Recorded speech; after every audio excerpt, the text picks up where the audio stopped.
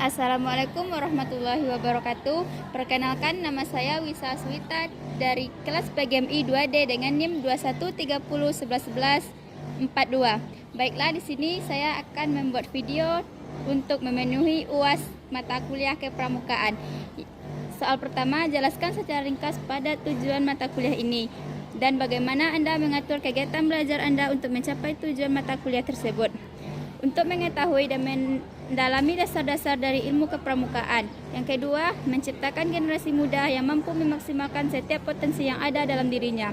Yang ketiga, menciptakan generasi yang bertanggung jawab, disiplin, serta mampu membina satuan pendidikan di kepramukaan.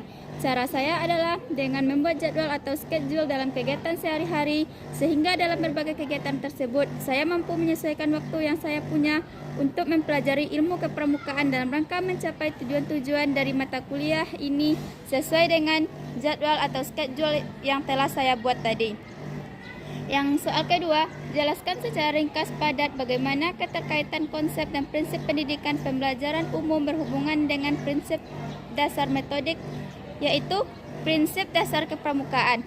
Gerakan pramuka berlandaskan prinsip-prinsip dasar sebagai berikut. Yang pertama, iman dan takwa kepada Tuhan Yang Maha Esa, peduli terhadap bangsa dan tanah air sesama hidup dan alam. Yang ketiga, peduli terhadap dirinya pribadi. Dan yang keempat, taat kepada kode kehormatan pramuka. Metode kepramukaan. Metode kepramukaan merupakan cara belajar interaktif progresif melalui pengalaman kode kehormatan pramuka. Yang pertama, belajar sambil melakukan. Yang kedua, sistem berkelompok. Yang ketiga, kegiatan yang menantang dan meningkat, serta mengandung pendidikan yang sesuai dengan perkembangan rohani dan jasmani peserta didik. Yang kelima, kegiatan di alam terbuka. Keenam, sistem tanda kecepatan, sistem satuan terpisah, dan untuk putra dan putri kiasan dasar. Soal ketiga, jelaskan secara ringkas padat permasalahan dalam pembinaan kepramukaan di sekolah madrasah saat ini.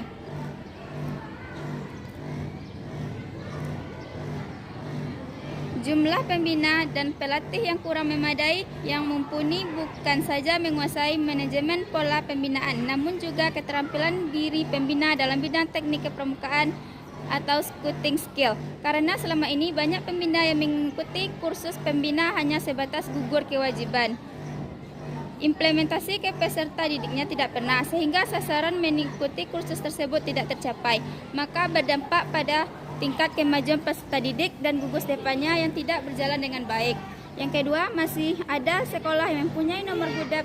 Memang selama ini kursus kendala di lapangan, ketika gugus depan akan berkiprah lebih mendalam atau lebih aktif lagi menyelenggarakan kegiatan kepramukaan di pangkalannya. Tiga, belum adanya sumber pembiayaan yang jelas di Gudap. Memang di dalam aturan Undang-Undang Nomor 10 Tahun 2012 ADART Gerakan Pramuka juga telah digariskan bahwa sumber keuangan pramuka khususnya di gugus depan adalah bersumber dari peran serta peserta didik itu sendiri. Yang keempat, kurangnya sarana dan prasarana merupakan salah satu penunjang penting dalam suatu proses pendidikan kepramukaan, karena dalam pelaksanaan praktek kegiatan membutuhkan alat-alat yang digunakan dalam proses latihan kepramukaan, dengan contoh tongkat, tali temali, tenda, dan lapangan.